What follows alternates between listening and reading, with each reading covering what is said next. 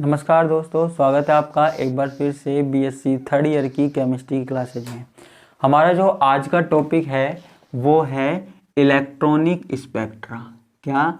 Electronic spectra, इसके बारे में हमको पढ़ना है। ठीक है, इलेक्ट्रॉनिक स्पेक्ट्रा है। तो अब देखो, इलेक्ट्रॉनिक स्पेक्ट्रा के बारे में हम पढ़ते हैं। ये क्या होता है? सबसे पहली बात, इसको हम यूवी और पराबैंगनी स्पेक्ट्रा भी बोलते हैं। क्या बोलते हैं? यूवी और पराबैंगनी स्पेक्ट्रा के नाम से भी इसको जाना जाता है। यूवी भी जाना जाता है और पराबैंगनी स्पेक्ट्रा। क्यों इसको यूवी और पराबैंगनी स्पेक्ट्रा क्यों बोला जाता है? क्योंकि जो इसका अवशोषण होता है ना, वो हमको यूवी और विजिबल रीजन में दिखाई देता है। ठीक है, जो हमारे पास यूवी और विजिबल रीजन होता है ना, वहां पर ये स्पेक्ट्रा बनता है। ठीक है, ऐसे आपने देखा होगा यूवी विजिबल, है ना। तो यहाँ पर यूवी और विजिबल रीजन में जो होता है ना हमारे पास, इसको हम बोलते हैं इलेक्ट्रॉनिक स्पेक्ट्रा भी बोल सकते हैं। ठीक है, ऐसे कुछ देखा होगा 200, 400, 800 नैनोमीटर में ना, इस तरीके से। तो इसको हम क्या बोलते हैं? इलेक्ट्रॉनिक स्पेक्ट्रा बोलते हैं। अब ये इलेक्ट्रॉनिक स्पेक्ट्रा होता क्या है और क्या चीजें होती हैं? ठीक है, देखो, हमारे पास कोई पदार्थ है, पदार्थ के ऊपर हमने क्या डाला? ठीक है, भी कहते हैं।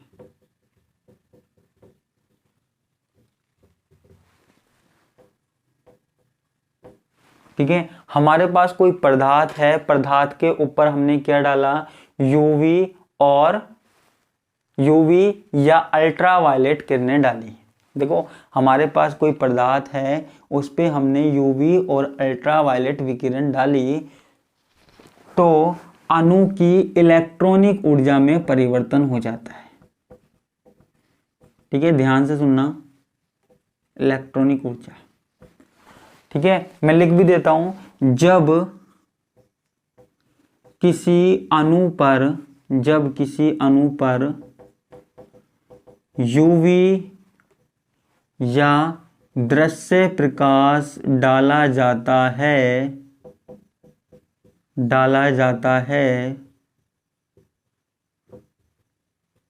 तो अणु की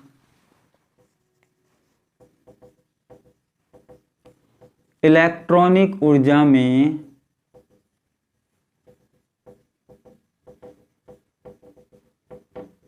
परिवर्तन हो जाता है।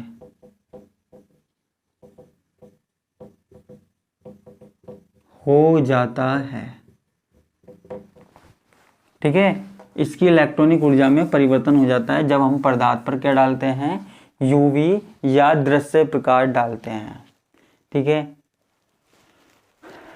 यानी कि होता क्या है, जनरली होता क्या है, आपको पता है किसी अणु में अलग अलग ऊर्जा स्तर होते हैं। तो जब यूवी और या फिर दृश्य प्रकाश डाला जाता है, तो जो अणु है, अणु में उपस्थित इलेक्ट्रॉन निम्न ऊर्जा स्तर से उच्च ऊर्जा स्तर में चले जाते हैं। ठीक है, जब इलेक्ट्रॉन निम्न ऊर्जा स्तर से उच्च ऊर्जा स्तर में चले जाते हैं, तो हमारे पास इलेक्ट्रॉनिक स्पेक्ट्रा बनता है। ठीक है, तो हमारे पास इलेक्ट्रॉनिक स्पेक्ट्रा बनता है। तो यहां पे लिखते हैं, अर्थात अणु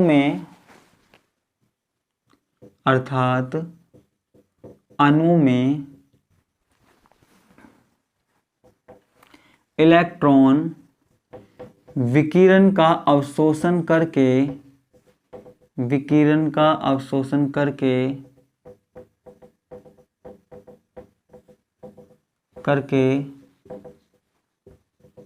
निम्न ऊर्जा स्तर से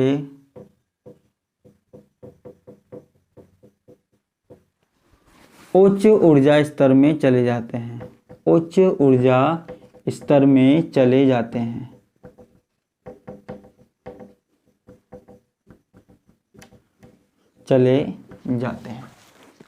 यह आपने पहले भी पढ़ा होगा, अगर मैंने पढ़ाया होगा तो।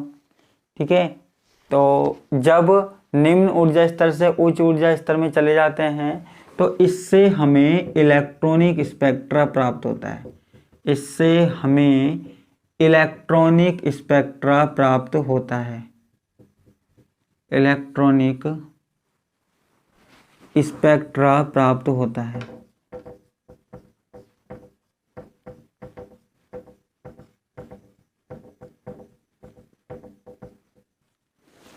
ठीक है, इलेक्ट्रॉनिक स्पेक्ट्रा हमको प्राप्त होता है। तो ये हमारे पास किसकी बात हो गई, इलेक्ट्रॉनिक स्पेक्ट्रा की बात हो गई। क्लियर है? ठीक है, इसको आप स्क्रीनशॉट ले सकते हो इसमें। अब हम बात करते हैं आगे की। ठीक है,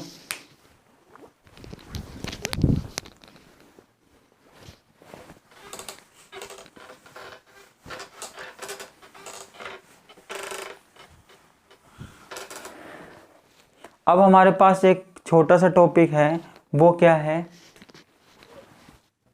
सिग्मा पाई एन। ठीक है, सिग्मा पाई एन अनुकक्षकों की व्याख्या। ठीक है, सिलेबस में और भी कई नामों से दे रखा होगा, व्याख्या या फिर ऊर्जा स्तर या फिर संक्रमण। व्याख्या, ऊर्जा स्तर, संक्रमण।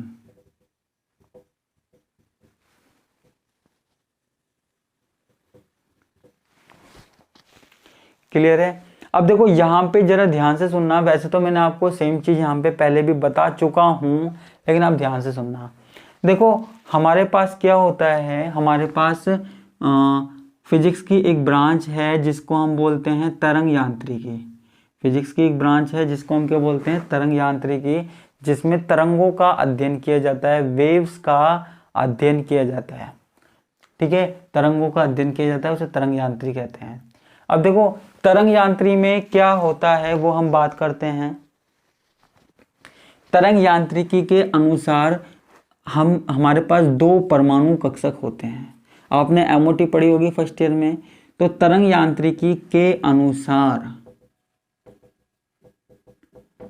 परमाणु कक्षक आपस में संयोग कर लेते हैं, परमाणु कक्षक आपस में संयोग कर लेते हैं, संयोग कर लेते हैं। ठीक है, आपने एमओटी डायग्राम देखी होगी। एमओटी डायग्राम में दो एटॉमिक ऑर्बिटल हैं, दो एटॉमिक ऑर्बिटल हैं, वो आपस में मिलकर क्या करते हैं, आधे तो निम्न ऊर्जा वाले कक्षक और आधे उच्च ऊर्जा वाले कक्षकों का निर्माण करते हैं।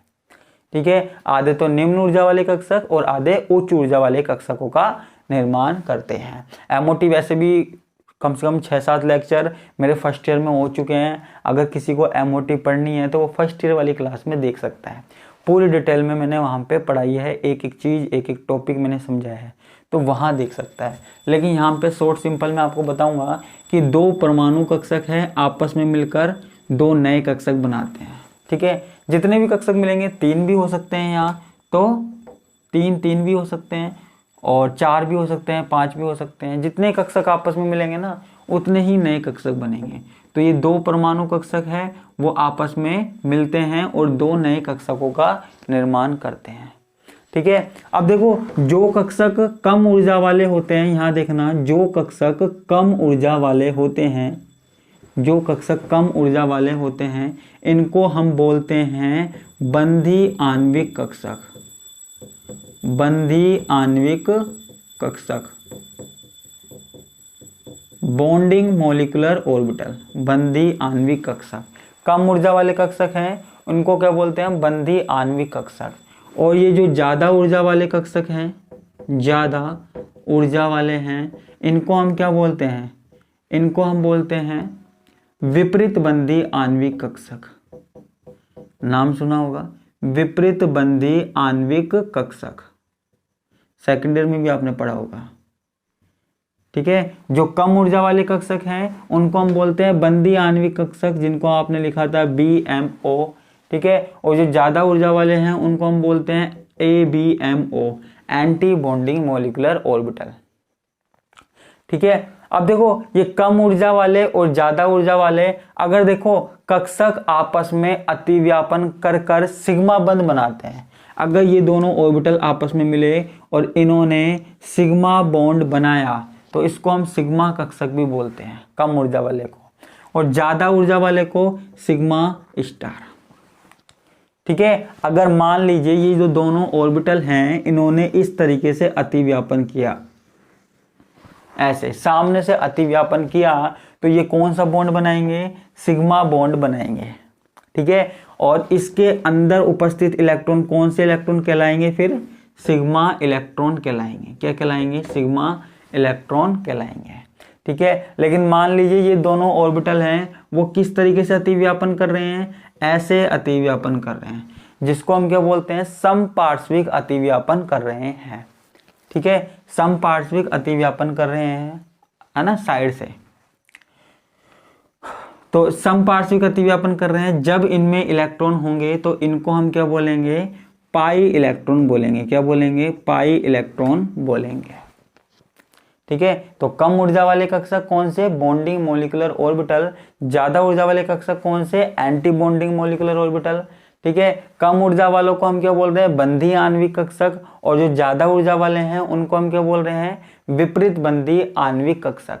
ठीक है, अगर ये वाले कक्षक ये जो कक्षक है वो आपस में कौन सा बॉन्ड बनाते हैं, सिग्मा बॉन्ड बनाते हैं, तो इनके अंदर उपस्थित जो इलेक्ट्रॉन होगा वो होगा सिग्मा इलेक्ट्रॉन। और अगर ज्यादा ऊर्जा वाले बनाते हैं तो इनके अंदर जो इलेक्ट्रॉन होगा ना वो होगा, ज्यादा ऊर्जा वाले बनाते हैं तो उसको हम क्या लिखेंगे, सिग्मा स्टार लिखेंगे, है ना, या जिसको हम बोल रहे हैं एंटी बॉन्डिंग मॉलिक्यूलर ऑर्बिटल।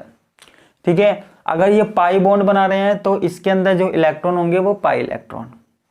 ठीक है, ये मैंने आपको इनऑर्गेनिक केमिस्ट्री में भी पहले पढ़ाया था।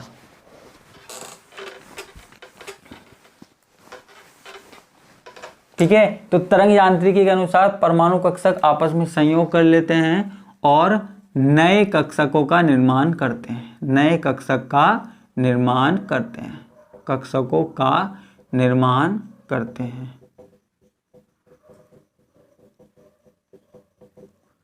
ठीक है, नए कक्षक कौन कौन से हैं, एक तो है हमारे पास बंधी आणविक कक्षक, बंधी आणविक कक्षक, है ना, बॉन्डिंग मॉलिक्यूलर ऑर्बिटल। एक है हमारे पास विपरीत बंधी आणविक कक्षक, विपरीत बंधी आणविक कक्षक। अभी तो आप नाम याद रख लो, विपरीत बंधी आणविक कक्षक, जिसको हम बोल रहे हैं ABMO। ठीक है, और अगर कई बार ऐसा होता है कि जो कक्षक है वो अतिव्यापन नहीं कर पाते हैं, कक्षकों से संयोग नहीं कर पाते हैं, तो ऐसे कक्षकों को हम क्या बोलते हैं, अबंधी आणविक कक्षक। ठीक है, नॉन बॉन्डिंग मॉलिक्यूलर ऑर्बिटल।